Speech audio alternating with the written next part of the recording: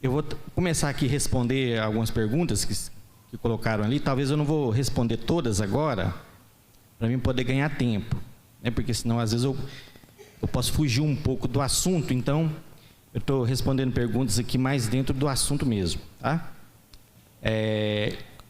Uma pergunta aqui: como será o Armagedon e quem vai batalhar? É o assunto que nós já vamos começar, tá? Então, no decorrer do assunto aqui, essa pergunta será respondida. E a outra diz assim: o que acontece quando se passar os 1000 anos que os crentes reinar com Cristo? Quando diz que ele virá com milhares dos seus santos, somos nós? Sim, nós também vamos falar sobre esse assunto aqui, tá? Mais detalhado. Mas é sim a igreja. Tá? Então, irmãos, nós paramos na última semana, nós dentro do período da Grande Tribulação e no finalzinho da Grande Tribulação. Eu finalizei com a Guerra do Armagedon. Pode estar pulando a próxima imagem. A Batalha do Armagedon. Então vamos estar abrindo lá nossa Bíblia em Apocalipse capítulo 16.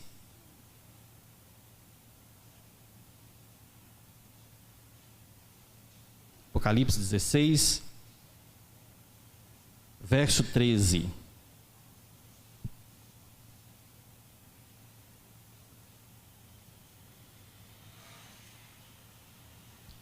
Diz assim: e da boca do dragão e da boca da besta, dragão aqui, Satanás, a besta é o anticristo, e da boca do falso profeta, vi saírem 3 espíritos imundos semelhantes a rãs, que vão, porque são espíritos de demônios que fazem prodígios, quais vão ao encontro dos reis de todo o mundo, para os congregar para a batalha naquele grande dia do Deus Todo-Poderoso.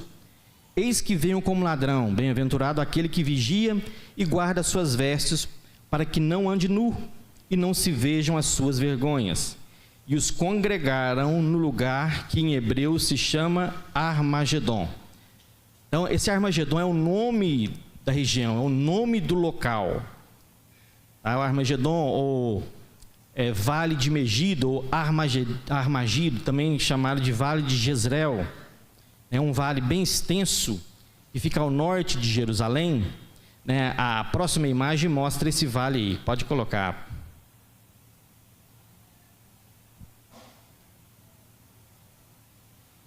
Nesse lugar aí, ó. Esse que é o Vale do Armagedon. É um vale bastante extenso, com mais de 30 quilômetros, né, de extensão.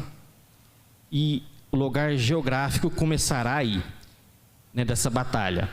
E ela se estenderá até o Vale de Josafá, que fica mais ao sul. Tá? A Batalha do Armagedon, ela tem eventos, né, ela tem vários eventos cronológicos, mas eu vou dar só um panorama geral. E então, essa batalha aí, irmãos, qual que é o propósito dessa batalha? Lembre-se que nos 3 anos e meio, nos últimos 3 anos e meio da Grande Tribulação, é onde o anticristo perseguirá a todos, principalmente os judeus. Tá? E o remanescente judeu, né, será salvo, um grande número de judeus. Paulo fala sobre esses judeus no capítulo 9, 27 de Romanos, fala: ainda que os filhos de Israel sejam como areias da praia, só o remanescente será salvo. Então um grande número de judeus será salvo, e Deus vai proteger eles durante esse período da Grande Tribulação. Mas em determinado momento, né, quando o anticristo com os seus exércitos vierem para poder destruir totalmente esses judeus, é onde Jesus aparece, é onde Jesus vem. Então, na verdade, embora o texto diz aqui, né, que são espíritos de demônios que congregaram essas nações para vir contra Jerusalém, contra os santos, contra o povo de Israel ali, né, isso é da vontade de Deus, é da permissão de Deus. Deus é que está permitindo todas essas coisas. Tá? Se vocês abrirem ali em Joel, profeta Joel,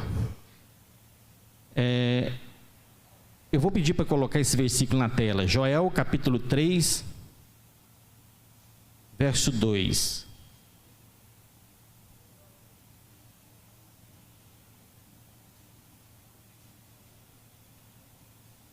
E ó.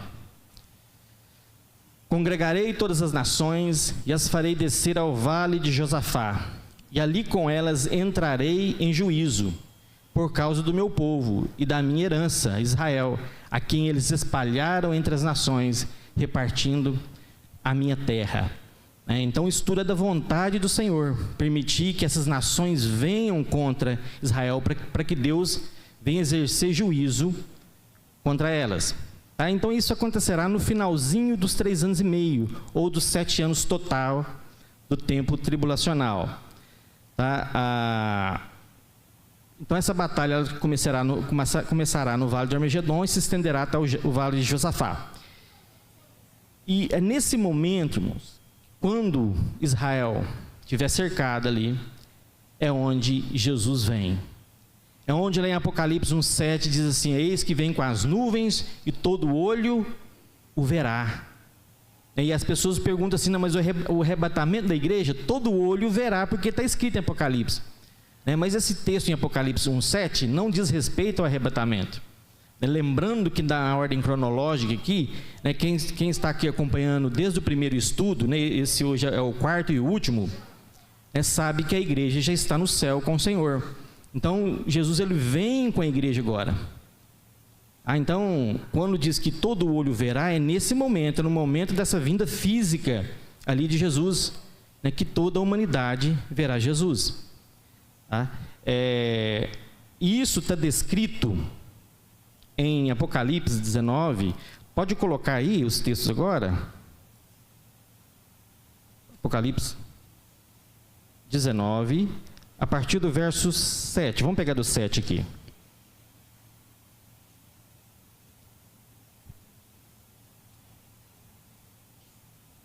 Diz assim: regozijemo-nos e alegremo-nos e demos-lhe glória, porque vindas são as bodas do Cordeiro, e já sua esposa se aprontou. Nós falamos sobre as bodas do Cordeiro, mas continuando. E foi-lhe dado que se vestisse de linho fino, puro e resplandecente, porque o linho fino são a justiça dos santos. Então aqui a igreja está vestida de linho fino, puro e resplandecente. Grava bem esse detalhe aqui. Agora pula para o versículo 11. Diz assim: e vi o céu aberto, e eis um cavalo branco. O que estava sentado sobre ele chama-se Fiel e Verdadeiro, e julga e peleja com justiça. E seus olhos eram como chama de fogo. E sobre a sua cabeça havia muitos diademas, e tinha um nome escrito que ninguém sabia senão ele mesmo. E estava vestido de uma veste salpicada de sangue. E o nome pelo qual se chama é a Palavra de Deus.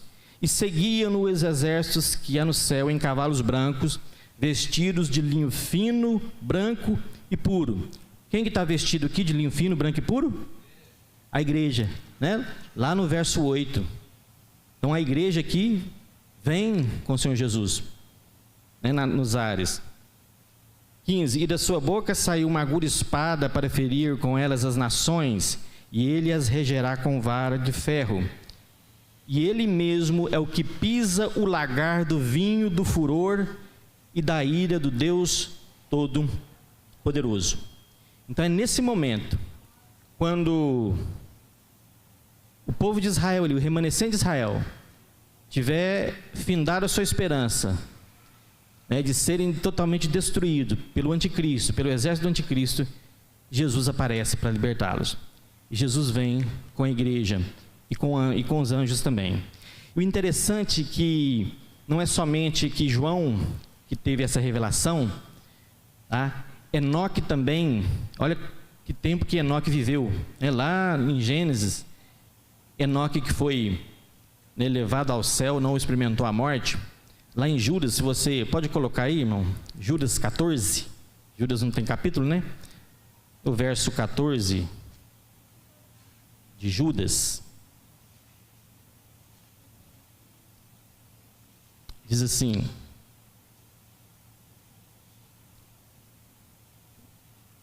E destes profetizou também Enoque, o sétimo depois de Adão, dizendo: eis que é vindo o Senhor com milhares de seus santos, para fazer juízo contra todos e condenar dentre eles todos os ímpios, por todas as suas obras de impiedade que impiamente cometeram, e por todas as duras palavras que ímpios pecadores disseram contra ele.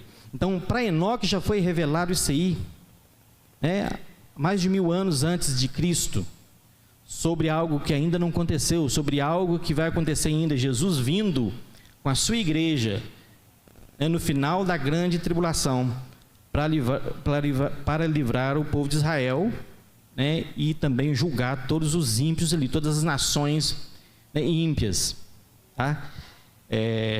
Então, neste momento é que Israel, o remanescente de Israel, será salvo.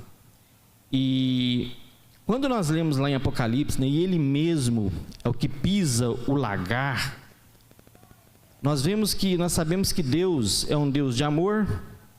A Bíblia diz que Deus é amor, mas Deus também é um fogo consumidor. Deus também, ele traz juízo. Nós vemos na palavra de Deus, Deus se irar várias vezes, e principalmente no Antigo Testamento nós vemos ali vários juízos de Deus vindo, e fazendo ali, trazendo justiça, trazendo punição, a muitas impiedades ali que aconteceram no Antigo Testamento. E quando nós vemos aqui que Jesus pisará o lagar, do furor da ira de Deus, lá em Isaías 63, o irmão pode colocar aí, Isaías 63, do verso 1 ao 6.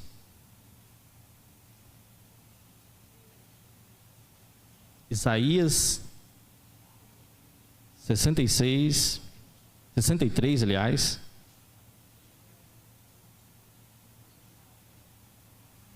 Verso 1.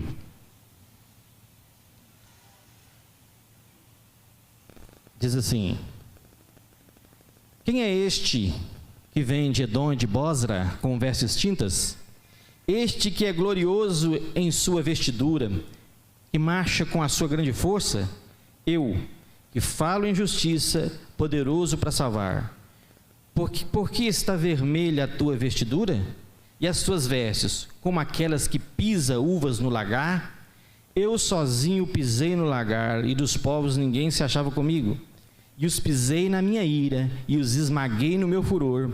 E o seu sangue salpicou as minhas vestes, e manchei toda a minha vestidura. Porque o dia da vingança estava no meu coração, e o ano dos meus redimidos é chegado. E olhei e não havia quem me ajudasse, espantei-me de não haver quem me sustivesse. Pelo que o meu braço me trouxe a salvação, e o meu furor me susteve. E pisei os povos na minha ira, e os embriaguei no furor, a sua força derribei por terra. Aqui nós temos uma pergunta respondida: quem vai batalhar no Armagedon? Embora a igreja venha com Jesus, o texto diz que Jesus sozinho batalhará. Jesus não precisa da ajuda para batalhar, irmãos, ele é o Todo-Poderoso. É só ele abrir a boca ali, tudo acontece. Então ele diz que sozinho ele pisa o lagar, isso fazendo referência ao quê? Quando as uvas eram esmagadas no lagar, como fosse um tanque, escolhiam as uvas e colocavam ali dentro, e as pessoas iam pisando ali para poder tirar o suco, esmagando as uvas. Isso então é a analogia do juízo que Jesus vai trazer nesse momento ali, tá? Então ele é o homem das vestes salpicadas de sangue, e nós entendemos aqui o porquê estava salpicadas de sangue, tá? Então nós vemos aí, Deus é amor, mas ele é um fogo consumidor, ele traz justiça e traz juízo sobre a terra, tá? E quando Israel vê Jesus, neste momento, eles vão reconhecer que Jesus é aquele que eles recusaram há mais de 2000 anos. Coloca para mim, irmão, aí o versículo 12, do capítulo 12, aliás, de Zacarias, capítulo 12, verso 9. de Zacarias,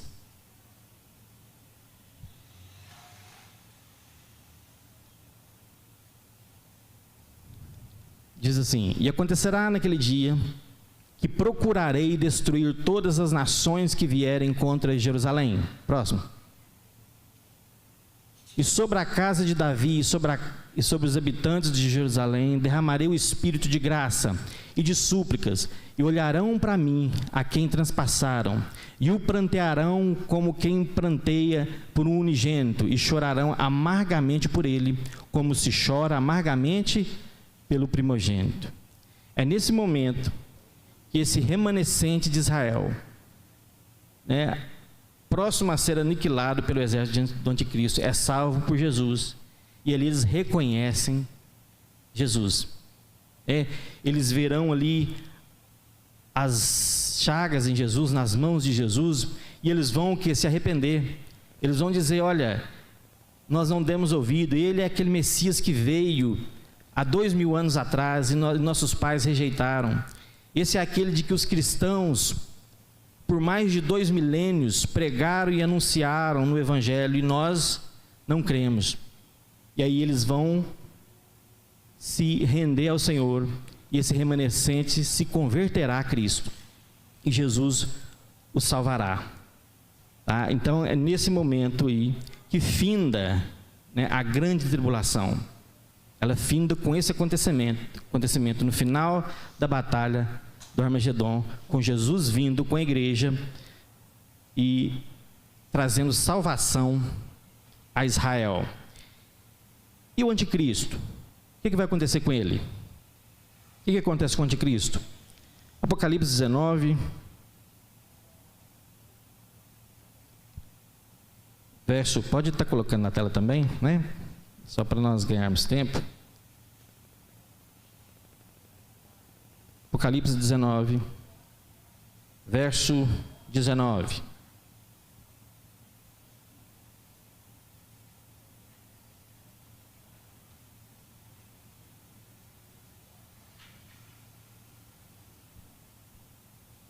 E vi a besta, o anticristo, e os reis da terra e os seus exércitos, reunidos para fazerem guerra àquele que estava sentado sobre o cavalo e o seu exército.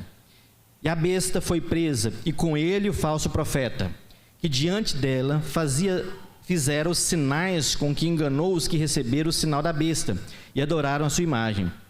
Estes dois foram lançados vivos no ardente lago de fogo e enxofre. Então, quem vai inaugurar o lago de fogo e enxofre é o anticristo e o falso profeta. Tá? Não confunda. Aquilo que nós chamamos de inferno hoje, que no original é Hades, que é uma condição de tormento também, está apenas a alma. Está apenas a alma. Então, o Hades é um lugar, lago de fogo e enxofre é outro lugar. Tá? No Hades está apenas a alma dos condenados. É como se fosse uma pré-sala, né? Vamos dar só fazer uma analogia assim. Quando a polícia pega um bandido aí no flagrante, né? Num assassinato, num roubo, ele vai preso no flagrante, não é? E ele fica ali preso, mas ainda não saiu a sentença dele. Mas aí marca a sentença no juiz. Você vai ficar preso e a sua sentença vai ser daqui a 3 meses. Então, durante 3 meses, ele estará preso ali na cela, não é? Mas ainda não é a condenação total dele. Até chegar o dia do julgamento, que ele vai enfrentar o juiz, e aí o juiz vai dar a sentença final. Pelo seu crime, você vai ficar 15 anos, 20 anos, 30 anos na cadeia. Então é como que o Hades fosse, essa condenação, essa pré-condenação, onde está somente a alma do condenado ali. Mas não é ainda a condição eterna ainda do perdido. Tá? Então, o lago de fogo e enxofre, que no original é chamado de Guiena, quem vai inaugurar ele é o anticristo e o falso profeta. Tá? Então é isso que vai acontecer com eles.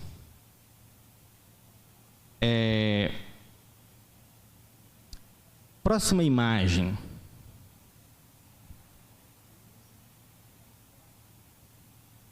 Próxima imagem escrito milênio. reino milenar. A gravura que estava a Batalha do Armagedon era uma gravura feia, né? Feia, de terror e fogo, né? Agora já saiu uma gravura aí, uma imagem mais bonita, não é? Flores. O que será esse reino milenar? E, por curiosidade aqui, levanta a mão aqui quem nunca ouviu dizer que Jesus, quando ele voltar a essa terra, ele vai reinar sobre essa terra durante 1000 anos. Quem nunca ouviu isso, levanta a mão. Quem nunca ouviu? Dá aí uns 40% por aí, uns 30%. Se alguém mais não levantou a mão, né? Mas muitos não sabem disso. Tá? Porque nós vamos entrar agora no milênio, e o reino milenar de Cristo é onde Jesus virá, né? Ou seja, ele já veio aqui na nossa ordem cronológica, não esqueça, né? Jesus ali, ele já salvou Israel, e agora toda essa terra será restaurada. Para quê? Para que Jesus possa reinar aqui durante 1000 anos. Isso está escrito lá em Apocalipse aí mesmo aí, ó. Vamos pegar aí o verso no capítulo 20, está pertinho aí, né? Capítulo 20, vamos estar lendo a partir do verso 1. E vi descer do céu um anjo que tinha a chave do abismo e uma grande cadeia na sua mão. Ele prendeu o dragão, a antiga serpente, que é o diabo e Satanás, e amarrou-o por 1000 anos, e lançou-o no abismo, e ali o encerrou, e pôs selo sobre ele, para que não mais engane as nações, até que os 1000 anos se acabem. E depois importa que seja solto por um pouco de tempo. Vi tronos, e assentaram-se sobre ele aqueles a quem foi dado o poder de julgar. Vi as almas daqueles que foram degolados pelo testemunho de Jesus e pela palavra de Deus, e que não adoraram a besta nem a sua imagem, e não receberam sinal na testa nem na mão, e viveram e reinaram com Cristo durante 1000 anos. Mas os outros não reviveram até que os 1000 anos se acabaram. Esta é a primeira ressurreição. Bem-aventurado e santo aquele que tem parte na primeira ressurreição. Sobre estes não tem poder a segunda morte, mas serão sacerdotes de Deus e de Cristo, e reinarão com ele 1000 anos. Bom, então o primeiro ponto aqui, para que Jesus venha reinar aqui, Satanás será preso por 1000 anos. É o primeiro passo. Depois, há uma ressurreição aqui dos mortos do período da grande tribulação, os mortos salvos. Fazer só uma explicação aqui de primeira ressurreição e segunda ressurreição. A Bíblia fala dos dois tipos de ressurreição, primeira e segunda, né? O que é a primeira ressurreição? Essa primeira ressurreição é a ressurreição só de salvos. Todos os salvos, desde Adão, tá? Até o momento do período da grande tribulação. Então, passando pelos salvos de todo o Antigo Testamento, todos os santos do Antigo Testamento, passando, ressuscitando toda a igreja, do tempo da igreja, de Atos até no nosso momento, todos eles vão ressuscitar na ocasião do arrebatamento. Tá? Então nós temos aqui duas levas, né? A primeira ressurreição, ela divide aí em 2 grupos, vamos dizer assim, resumindo. Um primeiro grupo subirá na ocasião do arrebatamento, ou seja, se o arrebatamento é hoje, então todos que morreram salvos em Cristo ressuscitarão, num corpo de glória. E a segunda parte, desse povo que vai ressuscitar é os que morreram no período, os que vão morrer no período da grande tribulação, os mártires, no quais menciona aqui, e viveram e reinaram com Cristo. Então, esses 2 grupos aí, completando a totalidade dos salvos aí, então, significa a primeira ressurreição. A segunda ressurreição, ela é só para ímpios. Então, nesse momento aí, nenhum ímpio, desde Caim, que matou seu irmão Abel, vai ressuscitar. Todos os ímpios ressuscitarão no final do milênio. Então, ainda acontece o milênio ainda, no final, no juízo final, é que os ímpios vão ressuscitar, que é a segunda ressurreição. né? Então, qual que é a finalidade do milênio? Qual que é a finalidade? Vamos lá. Existem muitas promessas que Deus fez para Abraão que não foram cumpridas. Por exemplo, Israel, né, Deus prometeu uma terra para eles, a terra prometida. Israel até hoje não possuiu toda essa terra. Tem um mapa aí, então acho que a próxima imagem tem um mapa aí. Pode estar colocando. E esse mapa aí, ó. Esse mapa aí do Oriente Médio. Toda aquela área verde ali, ó, se estende do rio Nilo, né, tá lá escrito rio Nilo, uma seta, né, lá no Egito, do rio Nilo até o rio Eufrates, lá em cima, que hoje é no Iraque, né, pegando ali todo o norte da Arábia Saudita. Essa terra ali, essa área geográfica aí, foi o que Deus prometeu para Israel, né, para os descendentes de Abraão. E nunca o povo de Israel possuiu toda essa terra. Eles possuíram mais terra do que é hoje, mas nunca sua totalidade. Mas Deus prometeu para eles que eles iam possuir toda a terra. Então, um dos motivos do milênio é para que Israel, o remanescente de Israel, venham possuir toda aquela terra ali. Para vocês terem uma noção, aquela parte escura lá, ó, né, meio avermelhada, onde está escrito Israel, é o território do Estado de Israel hoje, do país de Israel hoje. Ainda ali, dentro daquele pedaço ali, tem que tirar a faixa de Gaza, onde está tendo a guerra, né, e a Cisjordânia. São dois territórios, né, que os palestinos dominam ali. Então, dentro daquele pedaço pequeno ali, ainda tem duas faixas de terra que ainda não é totalmente Israel. E veja a diferença, né? O Estado de Israel hoje, ele não compreende nem 3% daquilo que Deus prometeu. Não chega a 3%, 2, alguma coisa por cento de toda a área ali. Então, um dos motivos do milênio é devolver toda essa terra para Israel. Segunda coisa, Deus também prometeu para Abraão que um descendente de Davi, um renovo de Davi, um descendente de Davi, o Messias, ia reinar em Israel, de Sião, sobre Israel, sobre os judeus. Eu pergunto, que dia que Jesus reinou aqui nessa terra, fisicamente? Lá de Jerusalém. Aconteceu? Não aconteceu. E Deus, ele é fiel para cumprir. Embora eu sei que existe um grupo chamado de amilenista, que não crê nessas profecias, não crê na literalidade do milênio e nem nas promessas que é exclusiva a Israel. Eles não crêem, eles pegam todas essas promessas aí, algumas nós vamos ver aqui, simbolizam elas e jogam para a igreja, tá? Geralmente são igrejas reformadas, né? Muitos ali são amilenistas. Mas, veja bem, todas as profecias falando a respeito da primeira vinda de Jesus, Jesus vindo ali, né, de Maria, nascendo de uma virgem, e viveu aqui nessa terra e foi crucificado, todas as profecias do Antigo Testamento cumpriram literalmente, né, na primeira vinda de Jesus. E não será diferente as profecias a respeito da sua segunda vinda e do reino messiânico. Né, nós entendemos a sua literalidade. Tá? Então, se o primeiro cumpriu, a primeira vinda cumpriu, a segunda vinda também será cumprida. Tá? Vamos abrir ali em Jeremias.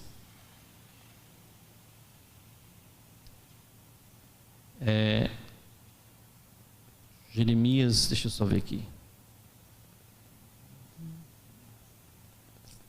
Lênin, só um momento, irmãos.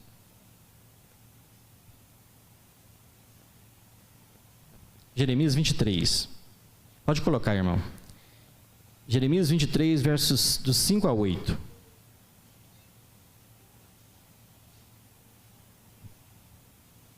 Nós vamos ler aqui alguns versículos concernentes ao milênio, tá? Eis que vem dias, diz o Senhor, que levantarei a Davi um renovo justo, sendo rei, reinará e prosperará e praticará o juízo e justiça na terra. Próximo.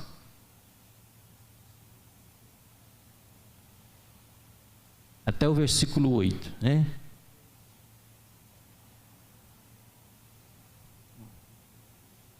Nos seus dias, Judá será salvo, Israel habitará seguro, e este será o nome com que o nomearão: o Senhor, justiça nossa. Mas até aí lá, mas nós vamos ler outros versículos aqui. Então nós vemos aqui Deus prometendo um renovo, um remanescente de Davi. Jesus homem, é da linhagem de Davi. Então isso não aconteceu ainda, então isso vai acontecer no milênio. E alguns perguntam, mas quem que vai... Jesus vai reinar sobre quem no milênio aqui? Quem vai estar aqui? Aí nós temos aqui duas classes de pessoas, duas classes de povos. O primeiro é a igreja. A igreja estará na condição de reinar com Cristo. A igreja estará aqui reinando com Cristo. E ela estará num corpo glorificado. Lembra bem isso. Todos os salvos aqui estarão num corpo glorificado. Não estarão mais sujeitos à morte, ao pecado, porque estarão na condição de reinar com Cristo. Então, o primeiro grupo de pessoas serão esses. O segundo grupo de pessoas são os sobreviventes da grande tribulação. O remanescente de Israel, no qual essas profecias se cumprirão. O Israel é étnico, o Israel ali de carne e osso, na condição humana ainda, tá? E eles estarão na condição humana. E gentios, nações, há nações ali que não se rebelaram contra Cristo, não aceitaram a marca da besta, mas não teve tempo do anticristo matá-la. É por isso que Jesus fala lá em Mateus, se esses dias não fosse abreviado, nem os escolhidos salvariam. Ou seja, se o período a última parte da grande tribulação durasse mais do que 3 anos e meio, ia morrer todo mundo. Não ia sobrar ninguém aqui para Jesus reinar sobre aqui, no milênio. Então, são esses os dois grupos de pessoas. A igreja num corpo restaurado de glória, não vai estar mais sujeito à morte. E esse segundo grupo que entrará no milênio nos seus corpos naturais, corpos de carne e osso. Mas haverá uma diferença, nós vamos ler aqui alguma diferença até mesmo no corpo. Eles viverão muito ali. Eu sei que no decorrer, irmãos, desse estudo, vai aparecendo várias perguntas, várias dúvidas. Então vocês podem anotar lá, deixar lá dentro da caixinha. Aí eu tendo uma oportunidade depois, eu posso estar respondendo.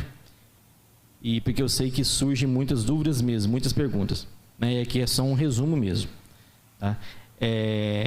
Então esses dois grupos de pessoas vão estar aqui no milênio. Vamos estar lendo aqui alguns versículos a respeito do milênio. Isaías, capítulo 2. Profeta Isaías, capítulo 2, verso 2.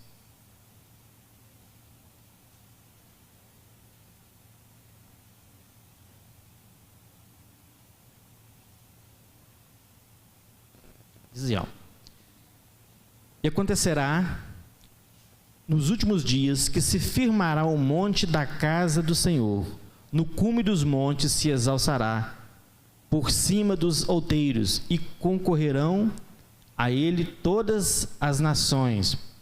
Próximo. E virão muitos povos e dirão: vinde, subamos ao monte do Senhor, à casa do Deus de Jacó, para que nos ensine que concerne aos seus caminhos. Andemos nas suas veredas, porque de Sião sairá a lei, e de Jerusalém a palavra do Senhor. Ou seja, nesse tempo Jesus estará ensinando diretamente ali de Jerusalém, de Sião. E as nações, quando fala essas nações, são essa segunda classe de pessoas que eu disse aqui. Povos que sobraram ali, não foram mortos, porque os povos que serão mortos por Jesus, serão as nações ímpias ali, que vieram contra Jerusalém, contra todo o povo ali. Então sobrou muitas pessoas ali que sobreviveram ainda, que não aceitaram a marca da besta. essas nações, no qual eu disse há pouco ali. Tá? Essas nações, elas irão até Jerusalém para aprender a palavra diretamente com o Senhor Jesus, conforme o texto. Né? Isaías 11. Vamos dar alguns versículos aqui. Isaías fala muito sobre o reino messiânico. Isaías capítulo 11. Vou só abrir aqui o verso 5.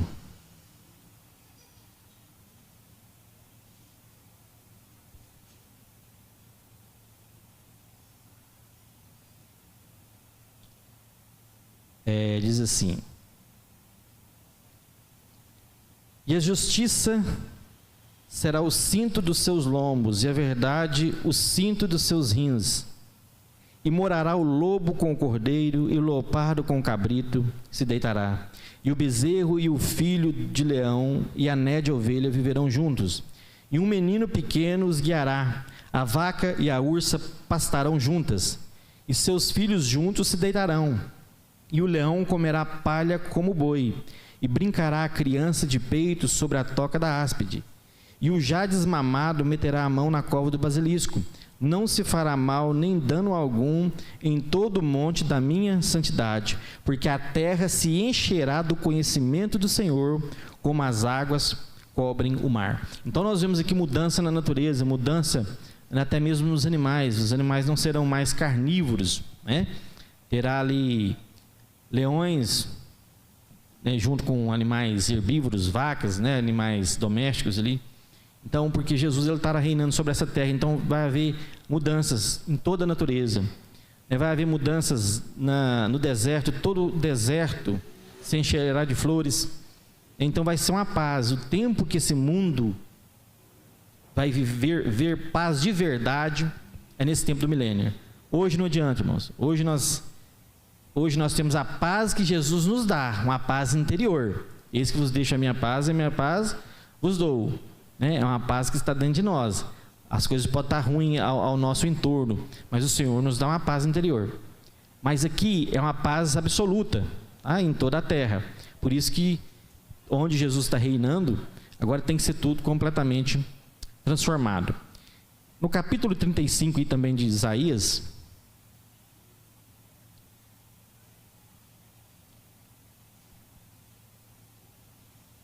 mudanças, né, de pessoas com deficiência serão todas curadas. Isaías 35,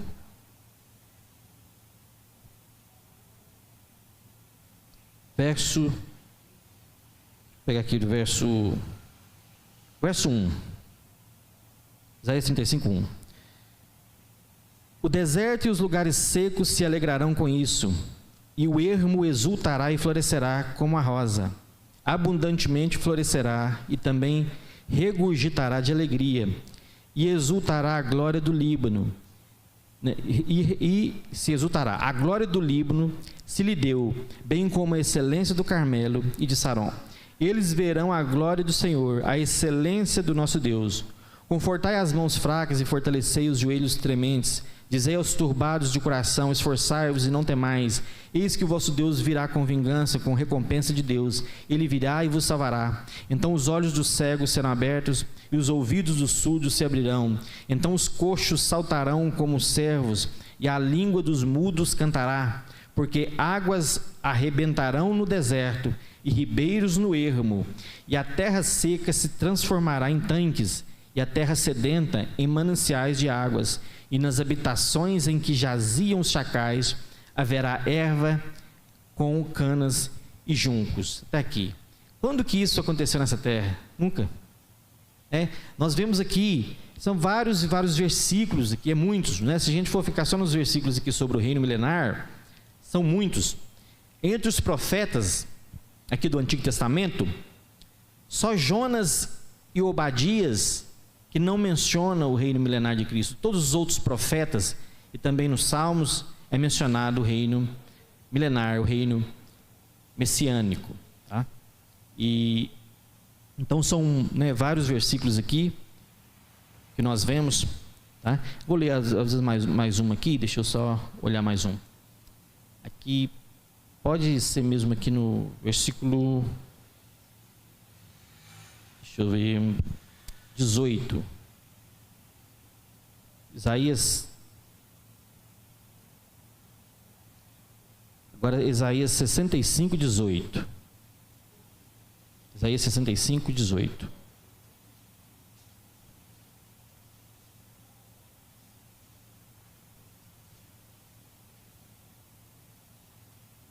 Diz assim, ó: mas vós folgareis e exultareis perpetuamente no que eu crio, porque eis que crio para Jerusalém alegria e para o seu povo gozo, e folgarei em Jerusalém e exultarei no meu povo, e nunca mais se ouvirá nela voz de choro, nem voz de clamor. Não haverá mais nela criança de poucos dias, nem velhos que não cumpra os seus dias, porque o jovem morrerá de 100 anos, mas o pecador de 100 anos será amaldiçoado. Mas então lá vai ter pecado? Veja bem, essa segunda classe de pessoas que estarão aqui nos seus corpos naturais, eles não foram totalmente limpos da semente pecaminosa. A Bíblia diz que Satanás é que será preso, as pessoas que não terão influência direta de Satanás. Mas nós temos dois inimigos, um é Satanás e o outro é o quê? A natureza humana, a carne, não é? Porque embora Jesus estará reinando ali, as pessoas de carne e osso ali, elas serão ainda sujeitas aos pecados. Mas diz aqui que quem pecar, morrerá jovem. Jovem aqui é o quê? Com quantos anos? 100 anos. 100 anos. 21. E edificarão casas e as habitarão, plantarão vinhas e comerão seu fruto. Não edificarão para que outros habitem, não plantarão para que outros comam, porque os dias do meu povo serão como os dias da árvore. Quantos anos vive uma árvore? Muito, né? Então aqui tem 1000 anos. E os meus eleitos gozarão das obras das suas mãos até a velhice. Não trabalharão debalde, nem terão filhos para perturbação. Aqui está dizendo que não é que não vai haver crianças, mas não terão filhos para perturbação. A diferença é a seguinte: hoje os filhos são bênçãos de Deus, mas muitas vezes nós somos perturbados, conturbados às vezes, nossas crianças, às vezes dá ali trabalho, nós temos que tirar tempo, tem que corrigir. Então, mas os filhos aqui não serão desobedientes, eles não serão aqui, não terão essa rebeldia que de vez em quando nós temos com as nossas crianças, porque as crianças também estão, têm a semente ali, pecaminosa ali, e de vez em quando elas querem ficar um pouco rebelde, e a gente tem que trazer a vara da correção, Bom, então, mas as crianças aqui nesse tempo aqui, elas não serão para a perturbação, serão simplesmente para a bênção e obediência, 24. E será que antes que clamarem eu responderei, estando eles ainda falando eu os ouvirei? O lobo e o cordeiro se apacentarão juntos, e o leão comerá palha como boi, e o pó será a comida da serpente. Não farão mal nem dano algum em todo o meu santo monte, diz o Senhor. Bom, tem vários e vários versículos ainda, eu não vou ter tempo de citá-los todos, mas será um tempo de paz, de prosperidade, nesse tempo aí. Mas ao findar do milênio, nós lemos lá, nós vamos voltar lá de novo, lá em Apocalipse,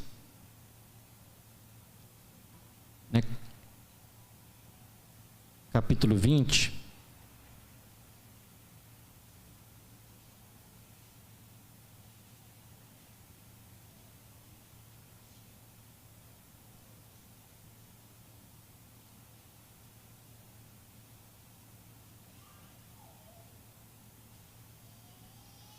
capítulo 20, verso 7. Diz assim: e acabando-se os 1000 anos, Satanás será solto da sua prisão e sairá a enganar as nações que estão sobre os 4 cantos da terra, Gog e Magog, cujo o número é como a areia do mar, para se juntar em batalha. Teve uma pergunta aí passada aí, perguntando se esse Gog e Magog é o mesmo Gog e Magog de Ezequiel 38. Não é, não. Aqui faz aqui apenas uma metáfora, por quantidade de povos, muitos povos.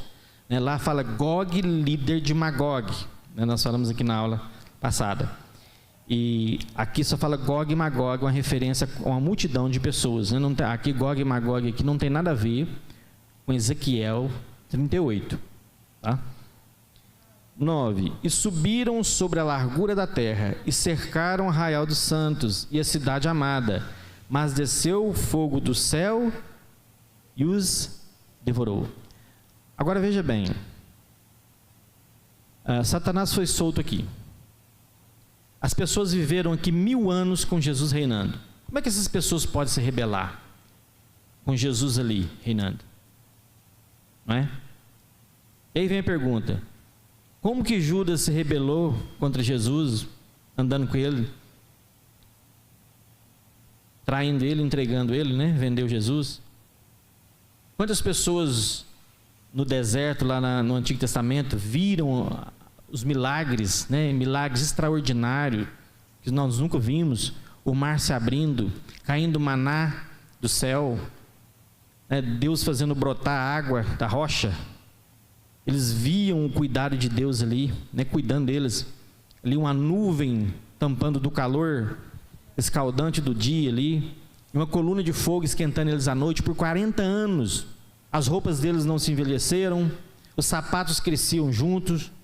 Eles viveram isso aí. E a maioria se rebelou contra Deus. É por causa do pecado, né? O pecado, ele contamina o homem e faz rebelar-se contra Deus. Então não será diferente no milênio. Essas pessoas aqui que se rebelaram, apenas as pessoas em condição humana, né? Sempre lembrando que a igreja aqui, né, ela está num corpo glorificado, ela não está sujeita a se rebelar, ela não vai se rebelar contra o Senhor, lógico. Então essas pessoas aqui, né, muitas nações se rebelarão ainda contra Jesus, tá? E vai querer vir contra os santos, né, contra o povo de Israel ali em Jerusalém, mas aí não haverá batalha, porque eu disse semana passada que ainda faltavam 2 batalhas e uma rebelião. As 2 batalhas, que é a primeira de Gog, da terra de Magog, e a segunda, a de Armagedon, e uma última rebelião, que era essa. Mas aí desce fogo do céu e consome a todos. 10. E o diabo que os enganava foi lançado no lago de fogo e enxofre, onde está a besta e o falso profeta. E de dia e de noite serão atormentados para todo sempre. É onde então Satanás agora sim será lançado, né, no lago de fogo e enxofre, no qual já está ali o anticristo e o falso profeta. E aí vem o que? O juízo final. Agora já está numa ordem cronológica, né? O juízo final.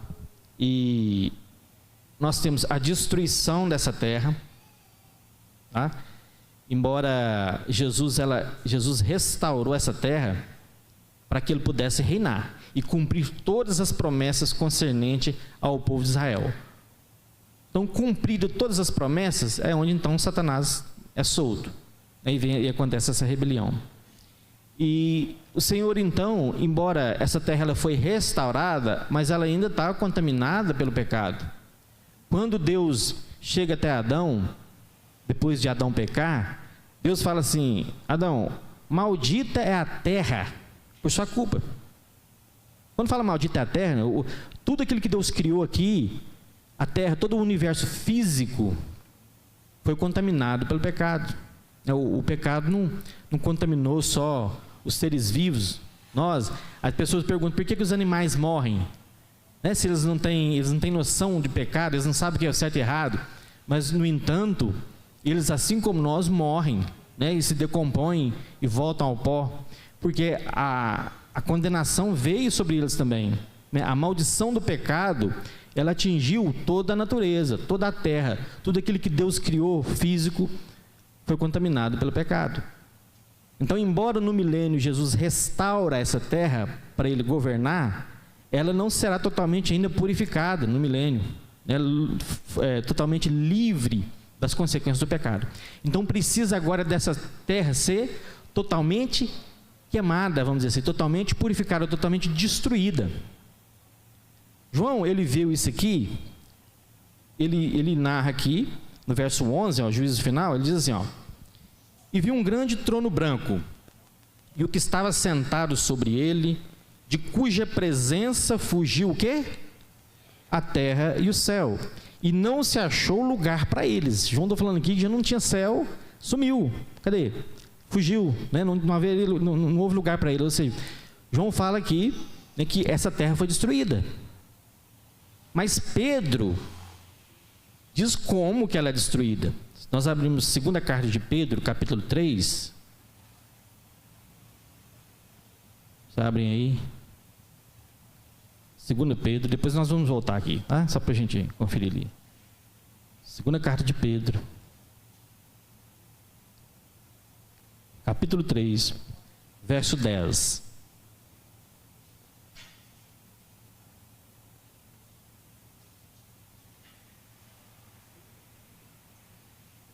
Segunda carta de Pedro 3,10, diz assim: mas o dia do Senhor virá como ladrão de noite, no qual os céus passarão com grande estrondo, e os elementos ardendo se desfarão, e a terra e as obras que nela há se queimarão.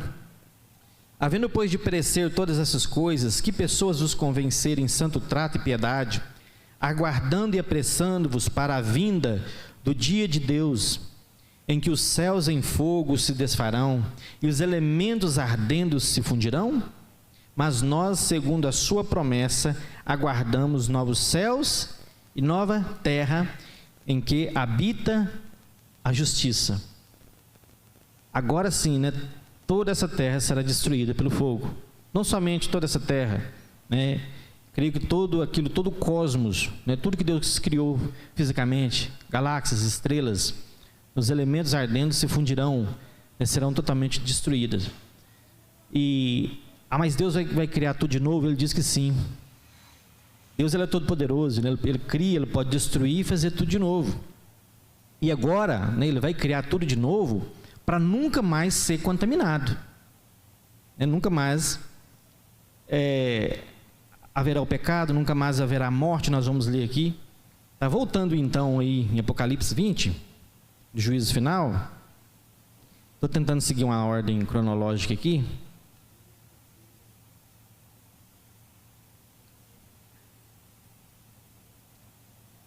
Verso 12: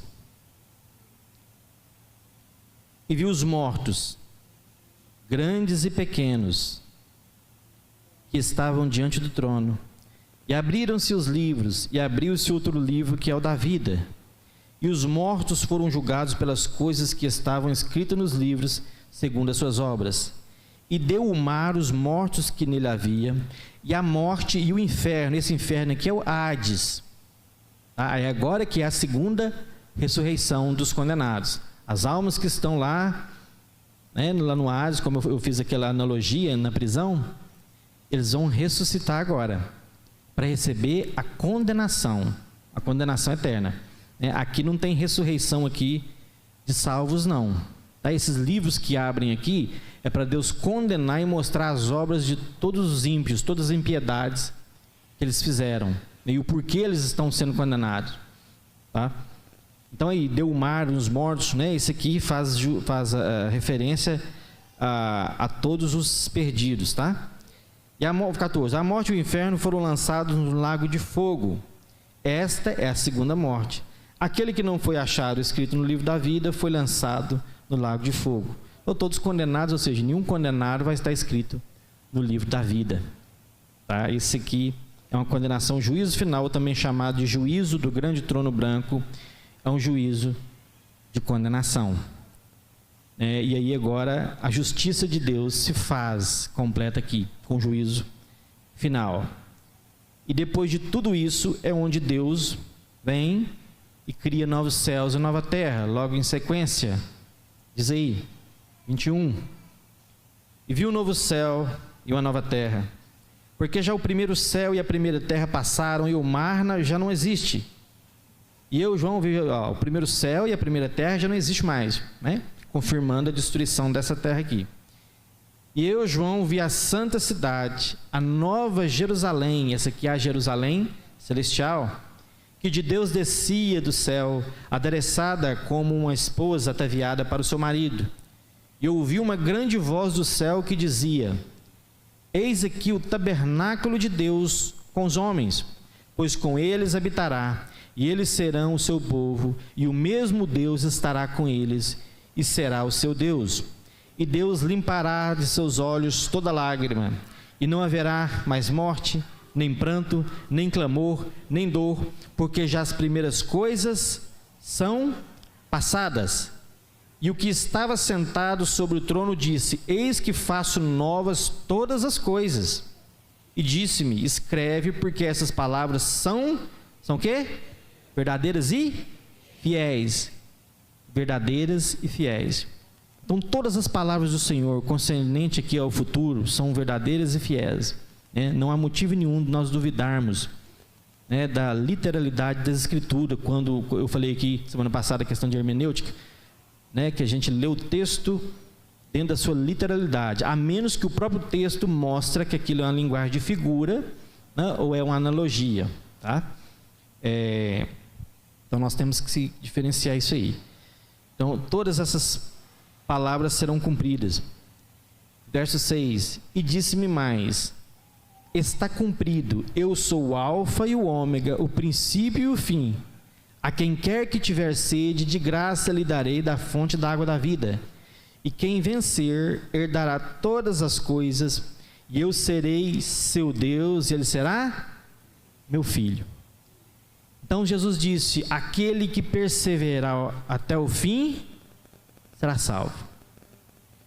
Nós vemos a grandeza daquilo que Deus tem para nós, para a igreja. A palavra do Senhor diz que aquilo que os olhos não viram, que os ouvidos não ouviram, e que nem veio ao coração do homem, é aquilo que Deus tem reservado para aqueles que o amam. Tudo isso aqui que nós estudamos aqui, né, embora eu resumi muita coisa, tem muitos eventos aqui, mas eu peguei alguns assuntos mais relevantes. Mas tudo isso aqui é apenas detalhes que o Senhor deixou nas Escrituras para nós. É lógico que existe muita coisa aqui que Deus não revelou, né, que é surpresa para a igreja. Né, Paulo diz que ele subiu até o terceiro céu no reino celestial e viu coisas inefáveis que ele não podia dizer. Ele não tinha palavras para descrever o que ele viu no reino celestial. E isso é o que Deus tem preparado para nós. Então, quando nós estudamos isso aqui, isso faz com que nós viemos a vigiar mais a nossa vida. Sabemos que as coisas estão se findando, o mundo está cada vez pior. Nós vemos as coisas acontecendo numa velocidade incrível, né? Nós vemos o mal se espalhando. Eu falei aqui semana passada sobre o antissemitismo crescendo no mundo inteiro, o ódio contra os judeus, né, crescendo em várias nações, em vários povos, sem ao menos as pessoas saberem o porquê. É um ódio crescendo aí contra os judeus. Então isso tudo aqui está escrito. Israel é o relógio de Deus. Nós vemos as profecias se cumprindo. E Jesus está mais perto, talvez, do que nós imaginamos. E nós temos que vigiar a nossa vida como se Jesus viesse hoje. Temos que estar pronto hoje. E às vezes nós vivemos aí ocupados, né, com tantas coisas, e nós nunca paramos para refletir: se hoje for o meu último dia de vida aqui, né? Se hoje o Senhor tirar o meu fôlego, onde eu estarei? Para onde eu estarei na eternidade? Nós temos só esse céu eterno, essa nova terra, esses novos céus, e o contrário, o lago de fogo e enxofre. Não tem uma terceira opção, não tem neutralidade. No reino, os dois futuros, as duas eternidades: ou é salvação no céu, novos céus, nova terra, ou é perdição no lago de fogo e enxofre. Não tem neutralidade, não tem o aniquilacionismo, tá? Às vezes você vai ouvir por aí sobre aniquilacionismo, que é o seguinte: não, Deus não fez o inferno para as almas ali, para as pessoas ficarem ali eternamente, não. Ele vai destruir, vai aniquilar a alma ali e a pessoa para de existir. Não é isso que nós lemos aqui. Nós vemos que o lago de fogo e enxofre, né, o tormento subirá, a fumaça do tormento subirá por toda eternidade. Então isso nos faz ter temor. Nós temos que alegrar nessas promessas, né, que tem para a igreja, mas também tem que vir no nosso coração o temor e o tremor da justiça de Deus, da ira de Deus também.